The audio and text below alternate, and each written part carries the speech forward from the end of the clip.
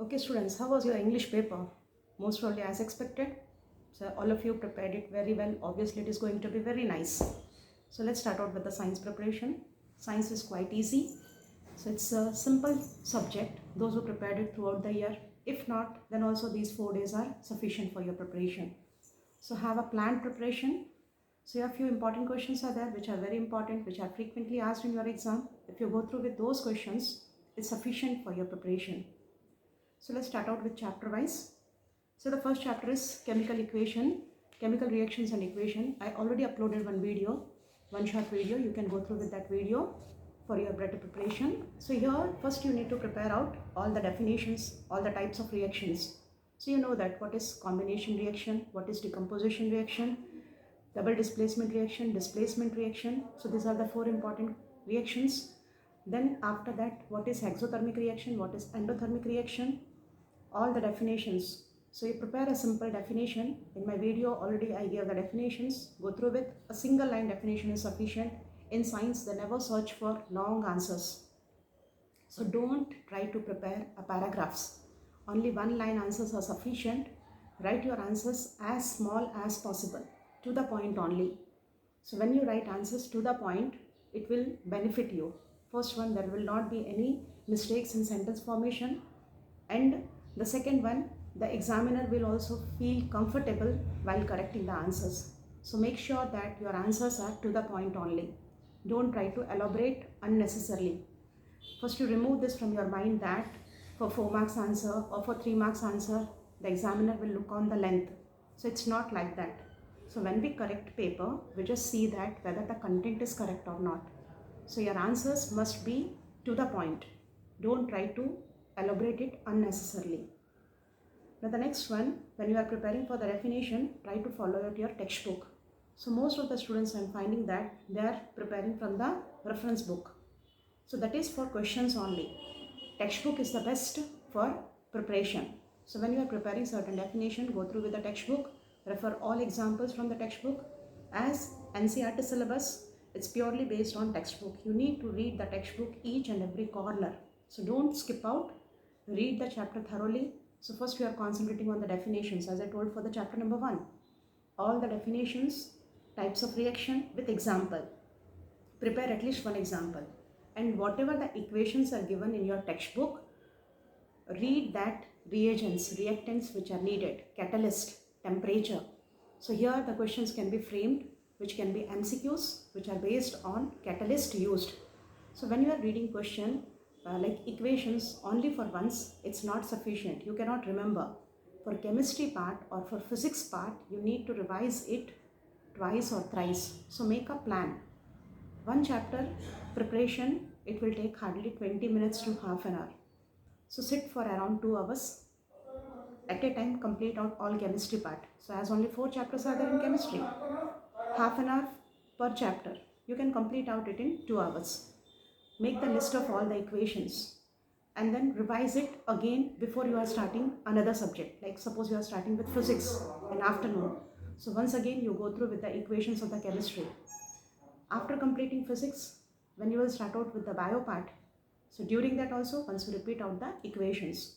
Equations are hardly, if you collect, there will be maximum 50 equations, not more than that. So repeating that equations thrice or four. Now we are having 4 days. So when you repeat it thrice a day, so around 12 times you are repeating before your exam. So easily you can remember all the examples nicely.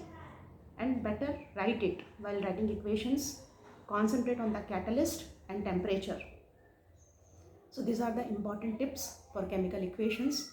Now coming to the chemistry first chapter. So as I told, all definitions, combination reaction, decomposition reaction, then displacement, double displacement, then after that endothermic reaction, exothermic reaction. These are the important reaction.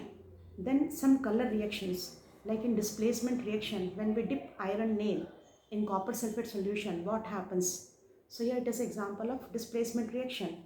Iron is more reactive than copper, so it will displace copper from copper sulfate solution. Copper sulfate solution is blue in color, so its color will change and it will fade or either turn to grayish. So this you need to write the color and then equation. Fe plus CuSO4, it will form FeSO4 plus copper. You need to show that the iron nails which are dipped, there will be development of small holes. So why the holes got developed? Because iron from the nail is getting out and it is displacing copper from copper sulfate solution. So thus the iron nail develops certain holes. So this is the displacement. Double displacement definition is also very important. For double displacement, prepare only from textbook. Textbook, very nice definition is given. There is exchange of ions. You need to write out ions. Then after that, the next endothermic, exothermic. When heat is evolved, it is exothermic reaction. During the reaction, if heat is absorbed, it is endothermic reaction. So this is coming to the part of types of reactions. Then next one, what is oxidation, what is reduction? Reaction in which oxygen is evolved is called oxidation. The reaction in which oxygen is used is called oxidation reaction, and the reaction where oxygen is removed is called reduction reaction. So here only definition is sufficient. In a reaction when oxygen is added, oxidation. If oxygen is removed, reduction. Then simple example you can write, like copper plus oxygen, it will form copper oxide. Cu plus O2, CuO. So thus oxygen is added, it is oxidation. Now when oxygen is removed, that is reduction reaction. Like CO3, when it is heated, it will form CuO plus carbon dioxide. From CO3, oxygen is being removed. So there it is reduction.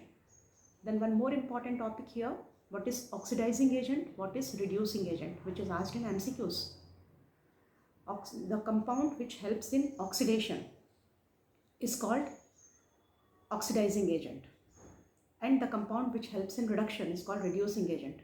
So here from where oxygen is removed, like we took the example of Cu plus O2, CuO. Here copper is converted into copper oxide. So copper is removing oxygen and then it is converting into copper oxide. So copper is reducing agent as it is removing oxygen, and then it got oxidized because oxygen is added. That which is reducing agent will get oxidized, and the one which is oxidizing will get reduced, is used as a reducing agent. So once you go through clearly with what is oxidizing agent, what is reducing agent, in my yesterday's video I uploaded it. Once you can go through with that to get clear with that. Next topic and the last one is rancidity. So what is rancidity? When oily foods are kept in open air, they get rancid, means they get oxidized. The food will smell oily. When we taste it, it will become soft and it will smell oily. That is called rancidity. Okay, they get rancid. How to prevent rancidity?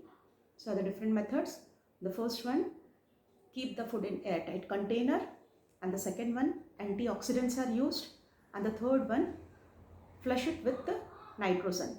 So when they can ask for bits also, like MCQs, why the wafers manufacturer use nitrogen in their packets? Because it is antioxidant which will prevent the rancidity. So these are the important questions. Two more important questions are here.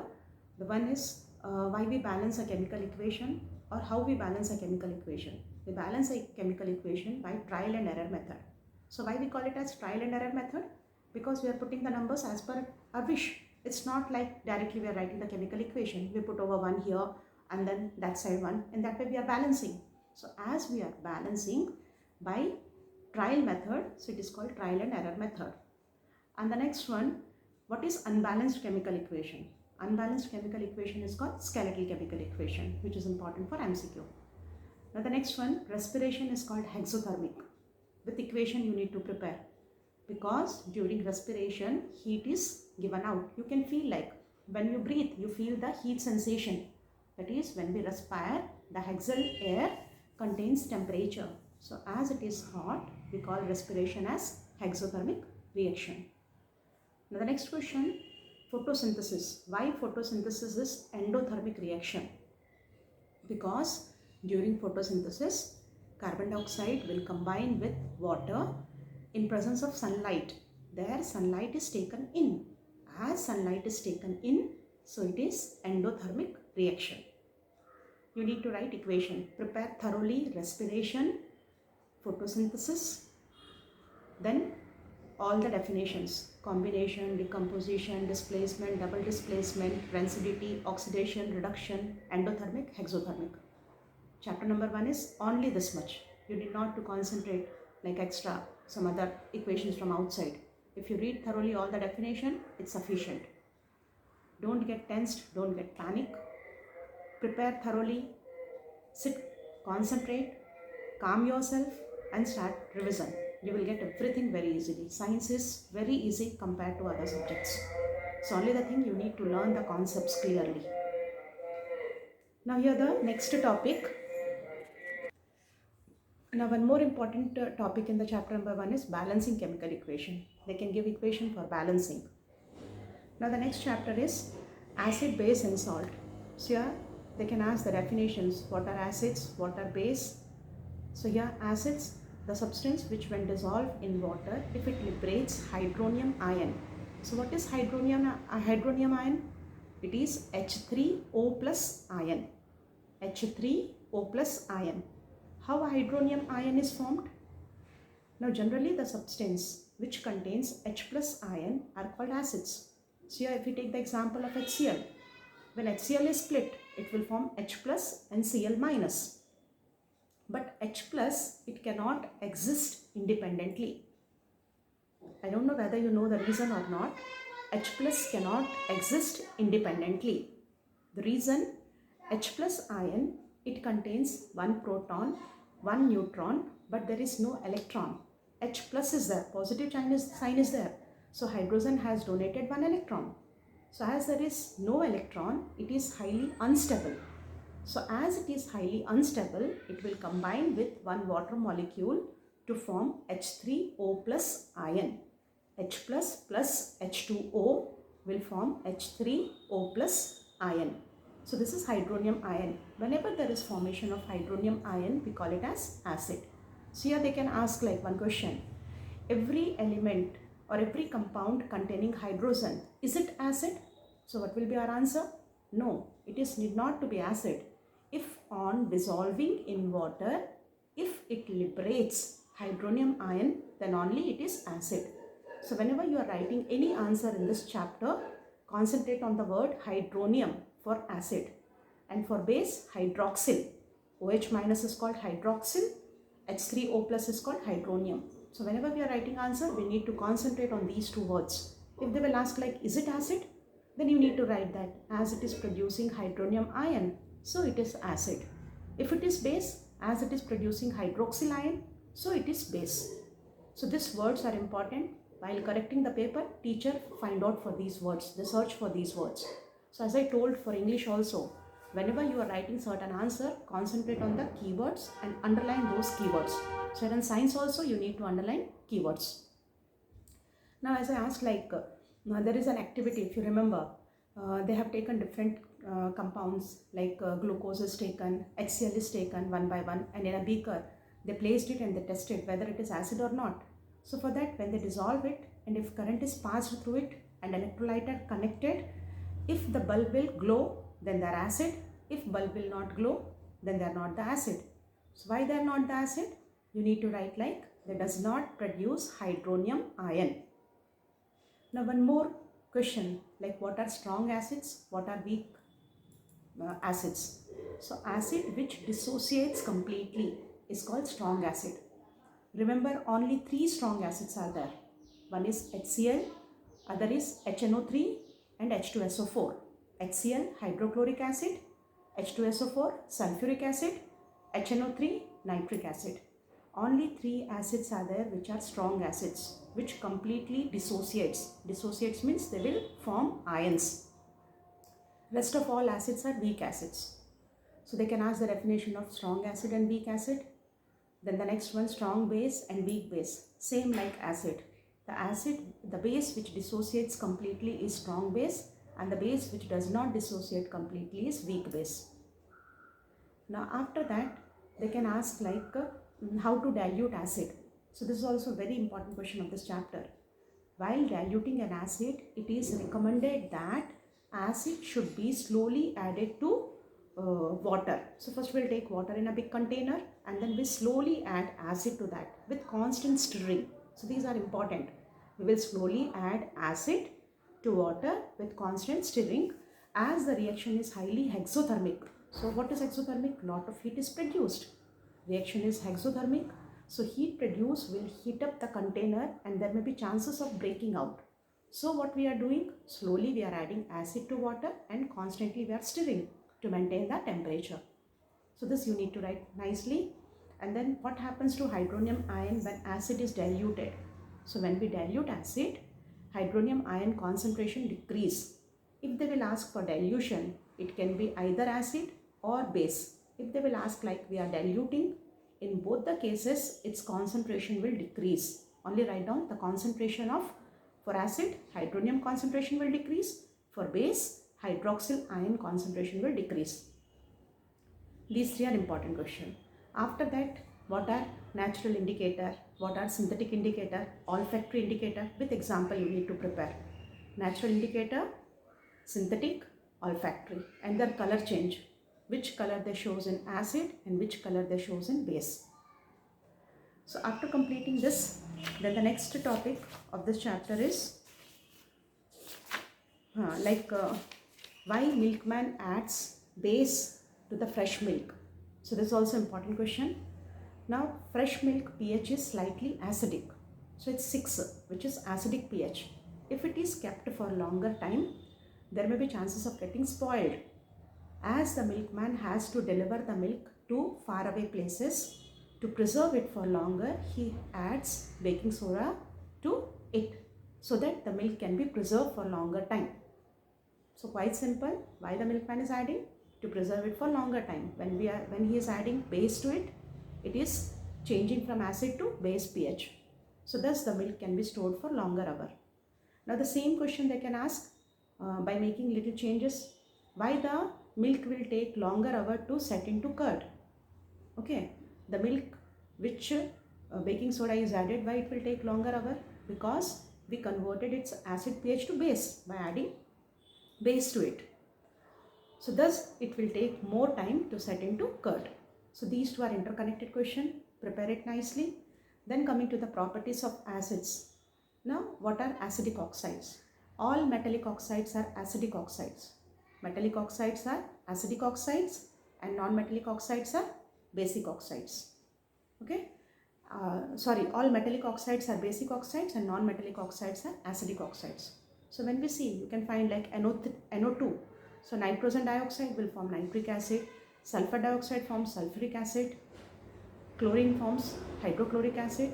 So all non-metal forms acidic oxides and metal forms basic oxides. Then you need to prepare for what are properties of acids and what are properties of base. First, acids, they liberate hydronium ion or H plus ion, hydrogen ion. Okay, hydride or hydronium ion. That is one of the property. They are electropositive because they are donating electron. The second property. Next, acids are, when we go for the general, they are sour in taste. They turns the blue litmus paper to red. So these are the important points. And chemical reactions are very important, like acid and base. What are the chemical properties? So reaction of, first one, how the metal will react with acid. Metals react with acid to liberate hydrogen. You can write the example. From lower standard onwards, we are reading this example. Zinc will react with H2SO4. Zn plus H2SO4 forms ZnSO4 and hydrogen is liberated. So here, metal will react with acid to form hydrogen and salt. First property. Now the second property, when acid react with base. Okay. First one, reaction of acid with metal. Second property, reaction of acid with base. So this is neutralization reaction. Acid react with base to form salt and water. So as we are going for the long, simple, which questions are important, explanation I'll upload in my video, so which you can go through with acid-base video. Already I uploaded metals, non-metals and carbon its compounds. So nicely you see that video, you will get all the things very clearly. So from this chapter, like acid, base, you need to prepare the properties of acids, properties of base, And then does all the compounds carrying hydrogen ion is acid or OH1 is base? Then how to test for acid and base, how they are diluted. So these are the questions. And then pH paper definition can be asked. Next, what is universal indicator? So that is also important one where you need to learn out the colors. They can ask for the color. And how pH affect the environment, like pH of the soil of the backyard, or pH of the digestive system, or how the pH affect the tooth decay. And next one, self-defense by animals. All these 4 topics are very important. You need to prepare nicely. In my video, I am going to upload all this, how to learn it. So these are, I am just concentrating on the questions which you need to go through. Then the next one, preparations. They can ask for, this preparation is definite question which is going to ask. Total 4 preparations you are having: baking soda, baking powder, then washing soda, and then next one, bleaching powder, and then plaster of Paris. These all 4 preparations are important with their uses. Anyone is definitely asked in the exam. So nicely prepare for the preparations. Concentrate on the equation. You need not to write theory a lot. Only concentrate on the equations and then their names. Then the next one, why tartaric acid is used in baking powder. So there is also important question, because it nullifies the bitter taste of baking powder. To nullify it, it is tartaric acid is added. Then the next one, water of crystallization. The definition is also very important. Water of crystallization. So these are the important questions of this chapter. When you prepare for plaster of Paris, in your textbook, equation is given in reverse order. Concentrate that you need to write it from gypsum. Gypsum, when heated at 373 Kelvin, it forms plaster of Paris with a liberation of 1.5 molecule of water. So write down the reaction in reverse order. All uses are important. Now coming to metals and non-metals, both physical property, chemical property you need to prepare, and then how metals react with oxygen. That is very important question which is very frequently asked. How metals react with water. So these 2 questions are most important questions of that chapter.